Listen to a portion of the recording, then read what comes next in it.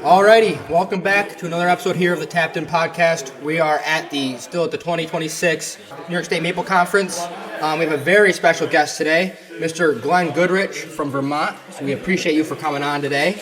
It's great to have you. Well, it's great to be here. It's a good show, a lot of people, bigger turnout by far than it was expected. Right. And somehow the staff here was able to provide food enough to get everybody fed. Worked out good.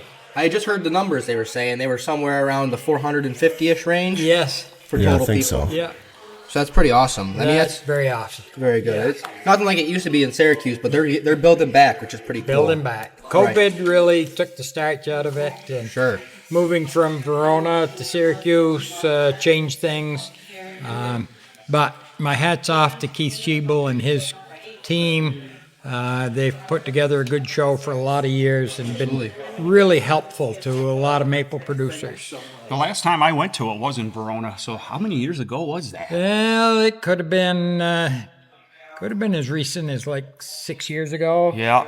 Well, they were at Vernon Downs the last 2 years. Yes. They were there, but they were at VVS for a while, right? Yeah. I'll never forget the one that I did go to with my dad. We drove home that night, 34 below zero on my truck. That's when we got winters, Glenn. I don't know if you guys get that cold up there in Vermont. Oh, we do. You do? Oh, yeah. What's your elevation up there where your bush is there? Top of the woods is 2,300. My Eden Sugar House is the lowest of anything we have at 950. And so quite a variety of elevation. But yeah, that year you referred to, Stefan Dervaux had a Volkswagen diesel, and he couldn't get it started. We know how diesels work in cold weather, Yeah. So we're going to get into a few topics here, and I wanted to ask you personally because I think I stumbled upon you a couple years ago on a YouTube video, which is kind of ironic because here we are doing a YouTube video. Right. But the check valve, I wanted to pick your brain a little bit about check valves because if I'm not mistaken, I think I saw someplace, quote me if I'm wrong, but you said not necessarily needed. Depending on what kind of sugar maker you are, if you're the kind of guy that wants to be in the woods all day, not necessarily, but if you're the kind of guy that doesn't get to the woods, probably a good idea. So I just wanted to get your opinions on them because it's they do work well. Yeah. So when they first came out, I was the first one to step up to the plate and say, this is a great idea, best one I've heard of in a very long time. Let's test drive these and see how good they really are. And so we put one of our woods on check valve spouts and the rest on conventional spouts.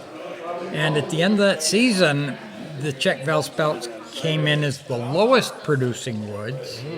And I couldn't figure it out. I said, something must have gone astray in my study. So we did the same thing the next year, and the same result came up. Now, this was back in the day when the check balls in the spouts sometimes would fall out. They'd sometimes get stuck in a saddle fitting, sometimes get stuck in a pump, and it was an unfair test. But what we ended up determining is that the way we run our vacuum systems, the vacuum is never, ever going to shut off in an accidental way. Sure. Many producers are on gas-powered vacuum pumps. Many are on generators or undependable electrical supply. And so a vacuum pump could inadvertently be shut off. And sometimes producers do it themselves. They think, well, gee, SAP runs in the daytime. It's not supposed to run at night. We should shut our vacuum off at night. And anytime the vacuum goes off, it's going to put SAP back in the tap hole, contaminate the hole, and doom the season. So with those parameters, it's good to have a check valve. So what year about was this that you started trying them out? Oh, boy. This would have been, gosh, doesn't seem possible, but it must be close to 15 years ago. Okay. Yeah. So what you're saying is keep the pump on. Keep the pump all on. the time. Exactly. And to do that effectively at our Eden facility, every vacuum pump has a redundant backup. So if the pump should fail, we've got another pump that can come on instantly and take over and get the job done. And so there should be no one out there in the maple industry that doesn't know you. But for people that don't know you, when you say your Eden facility, you're talking about that big woods, right? Yeah, we have 2 sugar houses. The one at Cabot we've had forever. My family's been there since 1793. We're on our, let's see, at Cabot we're on our 4th building, and so been there a very long time. And that's someone said 20,000 Yeah, taps? 20,000. We've had as many as 50,000 there. But when I started Eden, I throttled the Cabot project back a bit because obviously I couldn't be there and at Eden at the same time. So I just put my main focus on Eden. That's where I was needed the most. And my wife, my daughter, my salesman have been able to run that facility very nicely, scaled back a bit. How many total taps are you guys running now between both facilities? They're both woods, I should say. So at Eden, there's 150,000.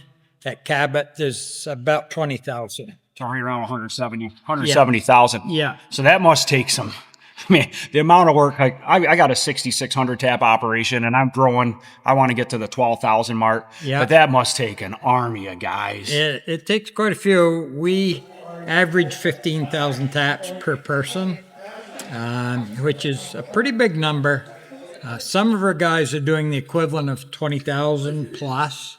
Are really good guys, and our beginning guys might be in the 10,000 tap range. So Still a lot of taps. yeah, it averages And out to about 50. we joked around on a podcast earlier. There's no end game in maple, is there? Well, there is. That's when you tap in the roots. Oh, okay. Yeah. There you go. So they'll vacuum, we'll suck it out of the tree, and then we'll just keep on sucking it right out of the roots, Right. Which funny he says that, because have you heard it seems like there's a stigma on vacuum sometimes. It's good for the trees, it's bad. Have you heard that you can have too much vacuum? Well, I don't. yeah. Let me back up that story a little All right. bit. When we first started with vacuum, I was worried about that. The pumps we were using were dairy pumps that were capable of, typically you milk a cow at 13 inches of vacuum. Correct. And so do we want to put more vacuum than that against a tree? Well, we didn't know, and we didn't want to be the generation to kill our trees. Correct. So I had vacuum regulators on my system. I had pumps that could go to 25 inches easily. But a vacuum regulator set at 20 inches. And so, long story short, we ran that way for several years.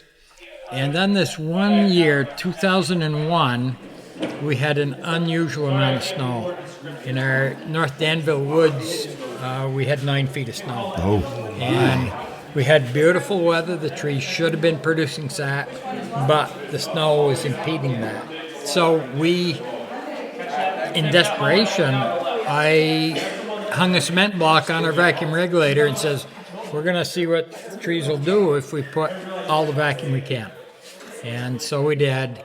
When we hit 25 inches, the production increased dramatically, and we started to get a lot of sap. So there's a number where you produce, and then you hit like the 25 mark, and it really spikes. It really, in that situation, it did. With those style pumps. Yeah. And normally, if the trees are thawed from roots to branches, you'll get kind of a straight line curve of increase. But this, because the trees are still basically frozen between Maybe just getting the bark ground, sap or something. Yeah, between the ground and the branches, they were only able to produce a little bit at no vacuum or low vacuum. Now, have you done any studies or noticed the high vac, your sugar content change? Maybe down or Yeah, up? So- I feel like I'll just say something quick. Yeah, before go that. ahead. I feel like I can't say it for sure, but I feel like these pumps pull so much vacuum. I feel like we are. I feel like I'm losing some sugar. I don't know. They say like groups of trees are kind of like, if they're sweet, they're sweet. If they're not, they're not. But like I average 1.3. I don't know what you guys average up there, but 1.3. It takes a lot of sap to make syrup. Well, I'm thinking we're averaging higher than that, and we're on natural vacuum even. So we're so close together, It's, Yeah. Well, do you think it's leaving some sugar, or is it how? What do you think? Here's what. Right away, you're going to suck more water, That's what I kind of figured. but you're getting more sugar with more water, but it lowers your sugar percentage. Now, we have this machine in our sugar house that makes all sap really high sugar. And so we just remove water. What do you guys average for sugar? I know it varies from year to year, but you probably got a good idea. What do you guys average typically? Yeah, we're higher than normal because our trees have lots of room to grow. This was a managed log forest that we're in, and so our trees have been well thinned over their lifespan. The crowns, nice crowns, I'm sure. And so we average in the 1.8 range. Wow, that's awesome to hear. We've had it as high as 2.8. Really? Yeah. So you're managing for maple, obviously. You're cutting. Correct. You're cutting beech or I'm whatever not else. cutting you have. anything, but my predecessors at Eden were loggers, and they were harvesting timber as that timber got ready. So they were planning on, setting this for a maple wood. Not No, really. no? They're just planning for a sustained timber harvest. And so the theory of operation is any tree that's bigger than 15 inches, they take it. Leave room for the smaller trees to grow. When they hit 15 inches, they were gone. and that's any tree. That's not just Any tree. maple included. Okay. Correct. I don't think people realize the importance of Of thinning. of thinning. Like I don't do it. I don't have the time to. I work a full-time job, and the maple's on it's hard. You know what I mean? There's only so many hours in a day one guy can go, Right. but then there's night. there's no excuses now, Scoon. There's no excuses. We got good headlamps. Oh yeah, you guys. That is. I've always wanted to meet you and talk to you. It's just so cool to hear. Last night I sat in here with my wife and we watched you speak down there. How you started on you're just like everybody else. You started on a barrel evaporator. Yeah, not even. Cinder blocks. Yeah, cinder blocks Yeah, and a sorry. 2-foot Forgot. flat pan. Not flat, it was domed down in the bottom. But the addiction is something. Oh, isn't it's it? awful. Isn't it weird? Terrible. Awful. Once you get that bug, Yeah. like you say, there's no. You said there was an end goal, but there really is no end goal. Like you say, you Well, everyone started. starts like that usually, I mean, you start out and then you burn pans and firewood and you get a little bit of maple Lots sugar. of firewood. I think what I found pretty cool about your speech last night was you were talking about, I'm building a building. It's going to be this big, and we're going to be good. Then 3 years later, we build another addition. 4 years later, another. And I know why that is. I mean, I just put a 40 by 60 up, and that's big, but that's what I can afford. Right? And at the time, it works. Yep. But as you keep expanding, like you have, it gets small rather fast. Yes, it does. And the things we don't take into consideration when we design and construct the building is where do we put the barrels that we're going to put the syrup in?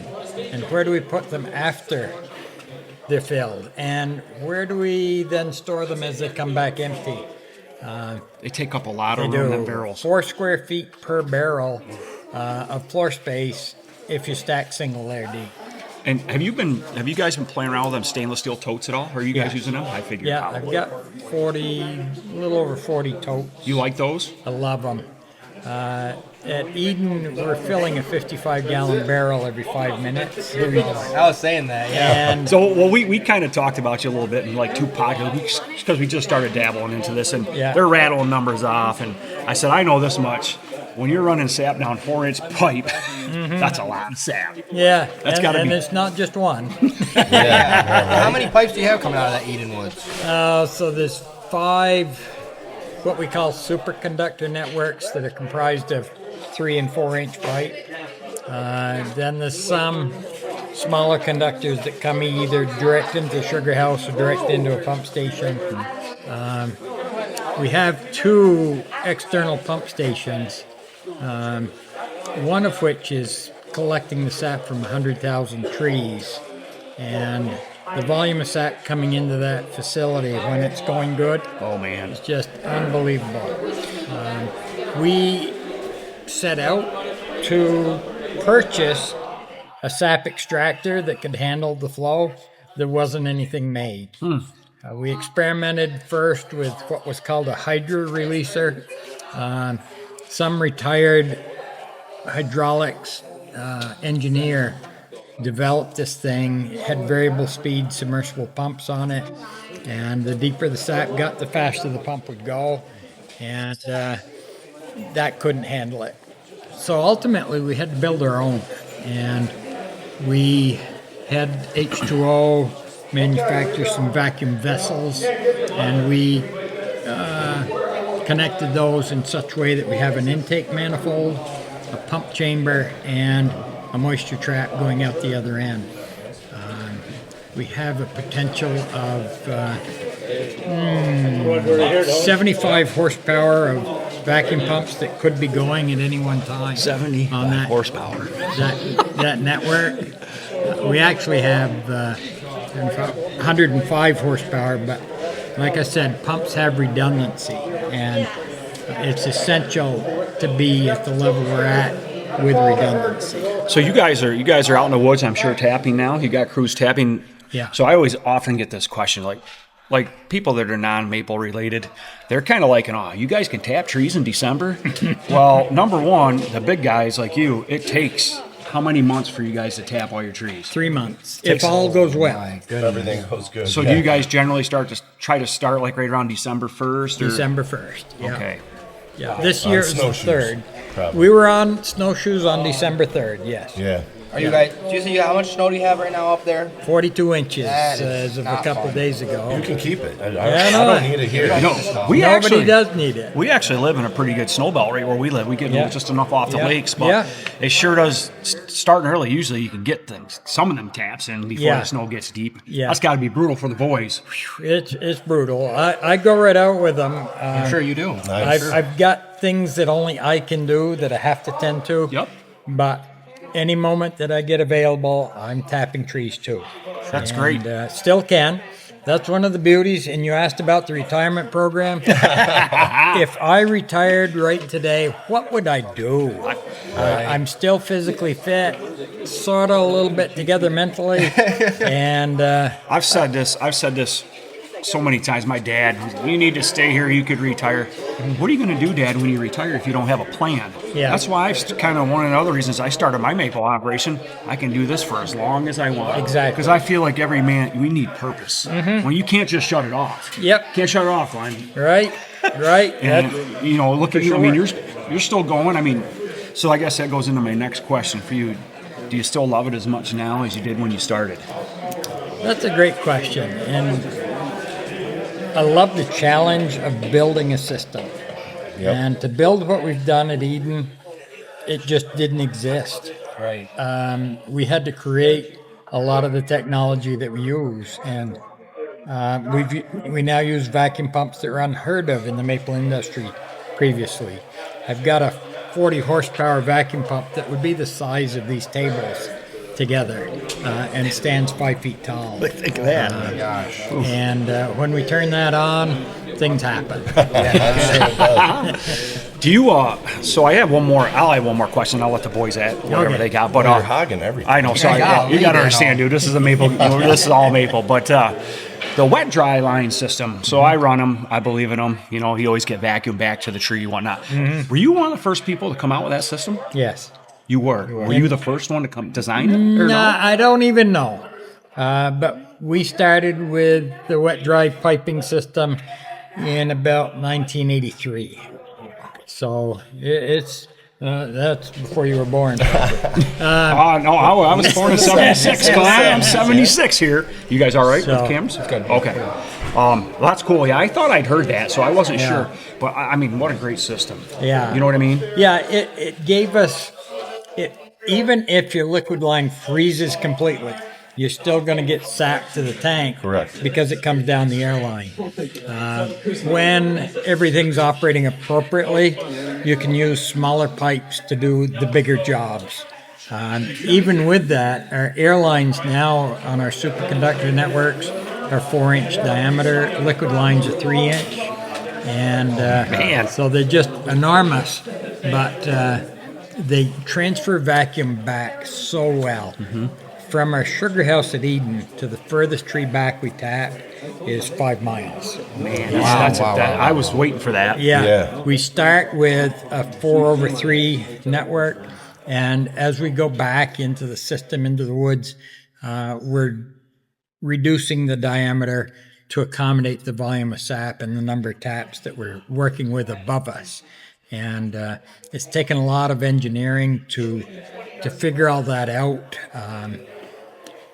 And basically studying the acres that you're servicing and figuring out what the tap density is on each acre to know how big the pipes have to be. Right.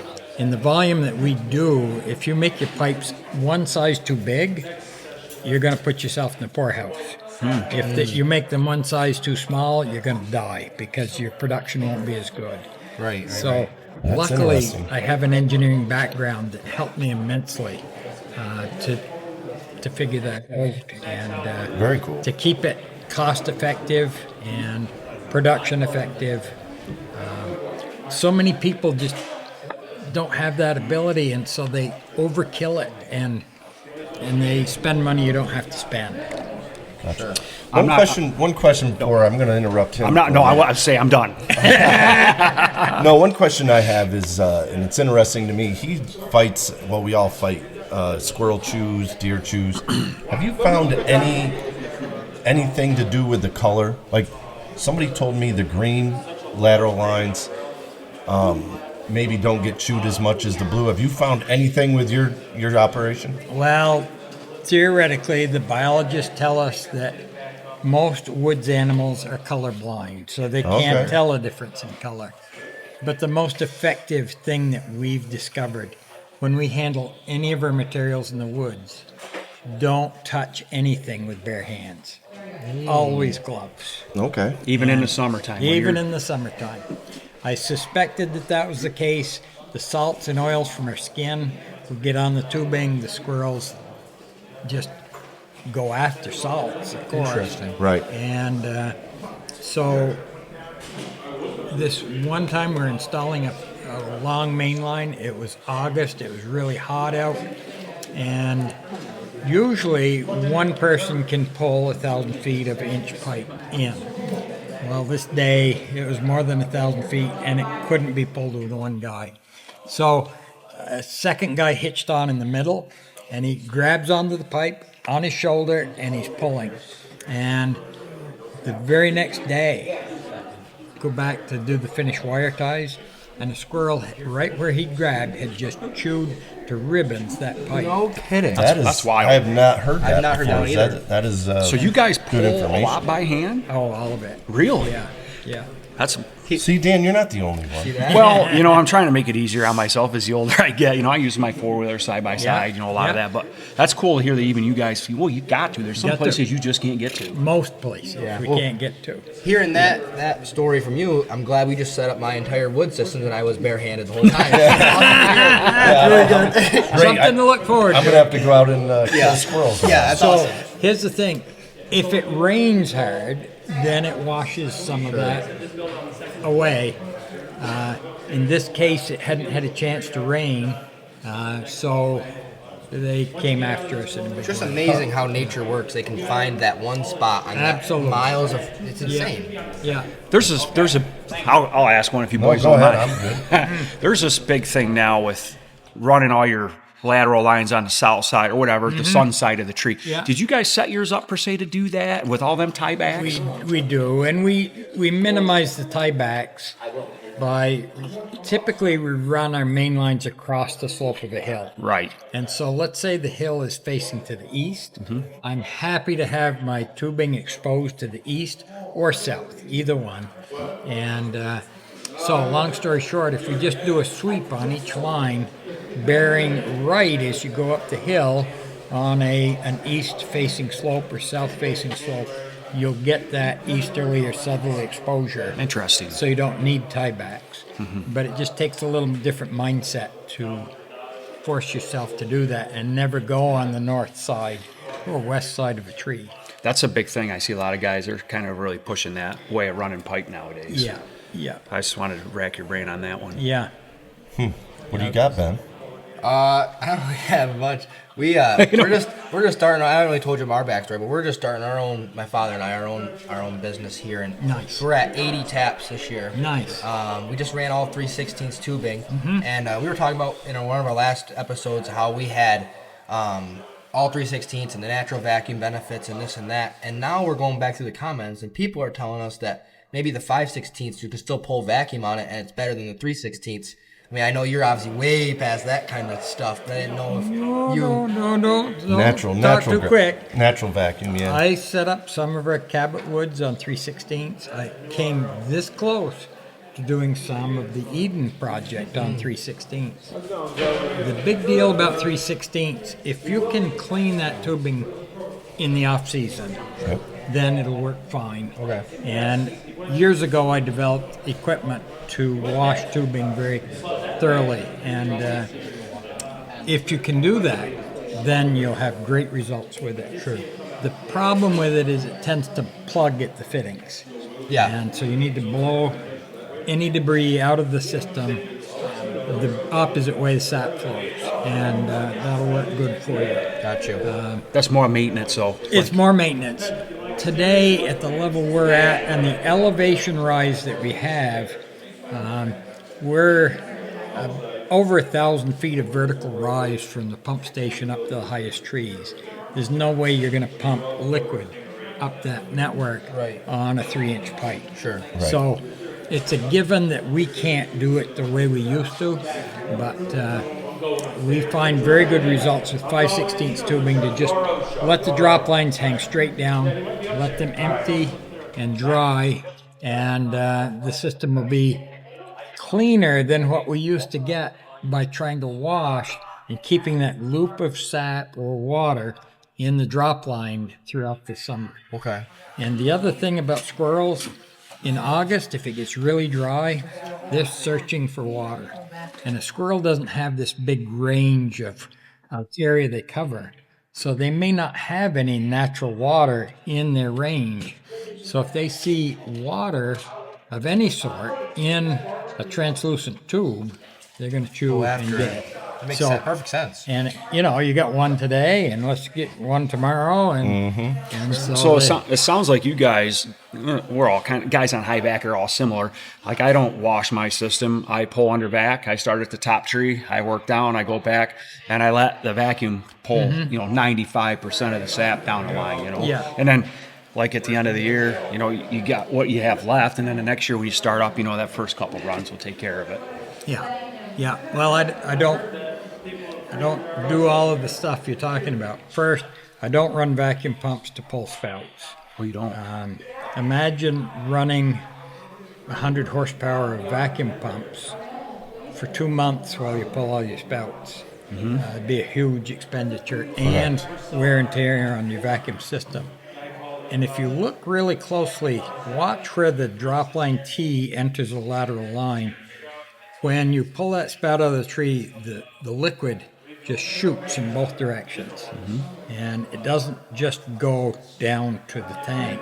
It goes in both directions.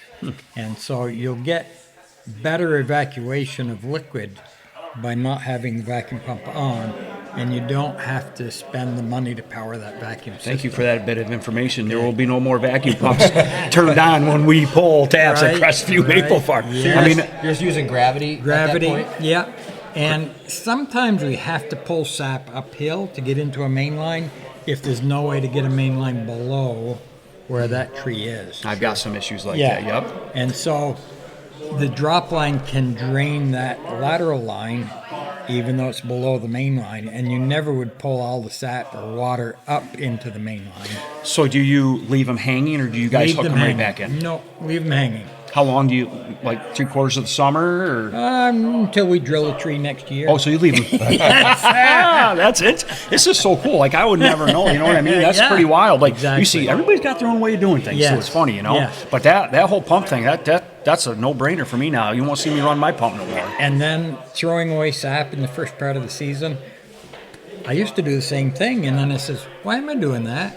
I'm throwing away sap that's better than the last sap I collected. Right. Sure. Better sugar content up. Well, better sugar content and better quality of product. Right. And so now we make syrup out of the very first that comes out of the lines, and it's better than what we saved the last of last season. And so I got a 3/16 line that Yep. I've had it for 3 years. Yep. And it's been up in the woods, and it was cut down halfway through the year because a tree fell on it. So you're saying that first run, right in the tank. Right in the tank. We're our own anyway, so that's a Yep. filter. So Well, it's filtering the wrong way. It's Sure. putting all the dirt in your finished product, and Sure. the water goes away. But so you're saying that just collect that. Don't throw Just it on the collect ground. it. Okay. Correct. I was going to Man, run on the I've been, ground for a I've been day or trying two. to tell these guys for years that, and they just keep dumping it on the ground. Well, you say the old timers, like Yeah. like my Oh, they grandfather. gotta run for days. oh, I did. You I let did. that little drip go on the Yeah. ground, you're getting yelled at. You don't waste Exactly. it. You don't waste any. My grandfather still runs his tanks. All 680 of his taps runs on the ground for the first 3 days. Yeah. Or day or two, at Yeah. least. First couple days, yeah. Yeah. I'll tell him that the Glen Goodrich said, do not do that. Well, in Vermont, we're really poor. You know, so we have to save everything. I don't know if you got a second, if you could touch on that story you told yesterday about the mouse. Oh boy. That's a a funny That's a story. good one right there, and we'll end it with that. So this story is about nobody at this table, but this particular sugar maker was very young, very inexperienced, and he had a very old evaporator that he bought used from a neighbor. And so he gets ready to start boiling one day, and it had been really cold overnight. All the evaporator pans were full of ice. And so he gets the fire going, and sap starts to come to a simmer, and looks in the pan, and there's a mouse in the pan. He got stuck in the ice. And so, Poor little fella. Yeah, I know. And so this particular sugar maker, he takes the mouse by the tail and parades out through the door and up behind the sugar house and tosses him up in the woods and continues boiling. And this young man's mother happened to be the very pickiest person in the world about her syrup. She could taste the difference of anything. And so she comes out to the sugar house for the first visit of this new sugar house, new sugar maker. And she says, "Can I have a sample of the syrup?" And he says, "Oh, no. She's going to taste the mouse.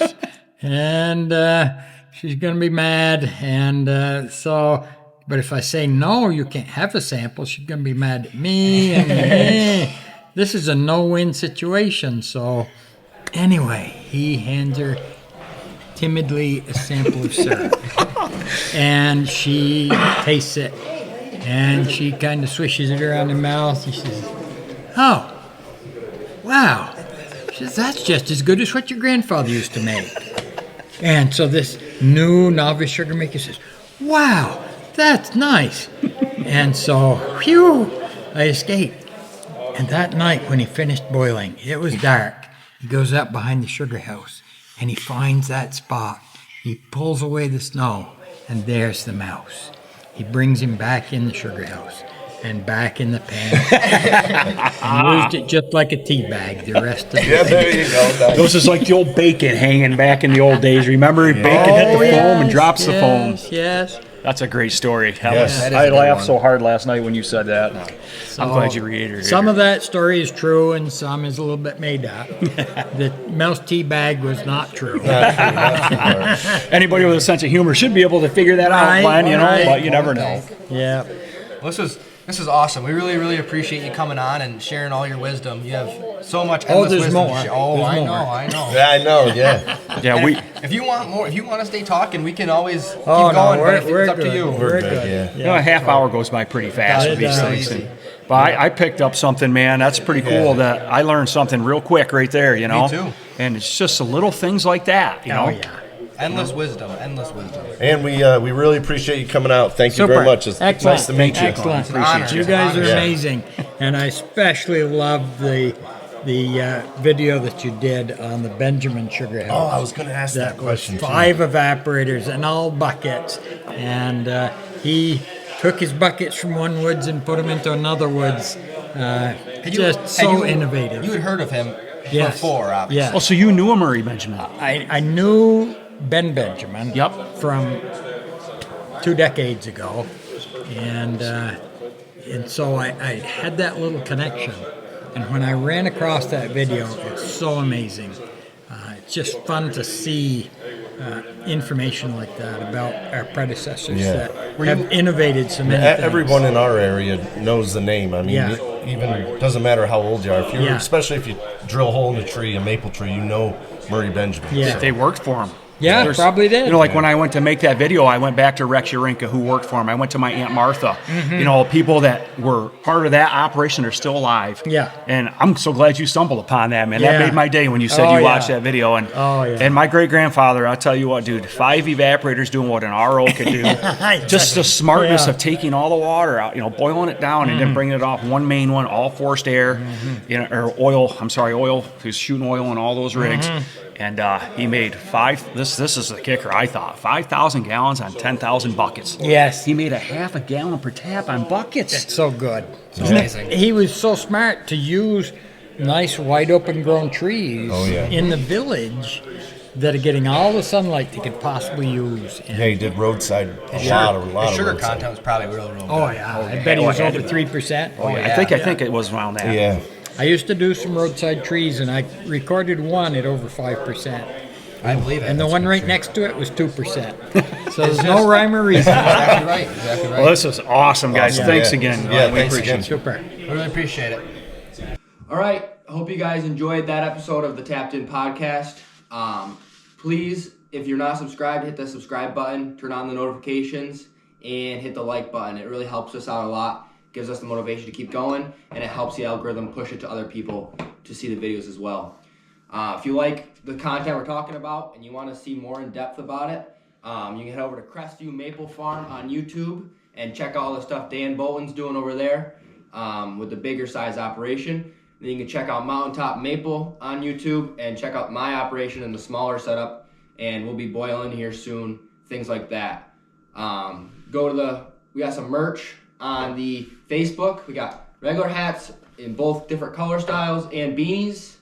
So go check out all our Facebooks and follow the TikToks. Mountaintop Maple TikTok and a Tapped In TikTok. So go follow both of those. And thanks guys for watching.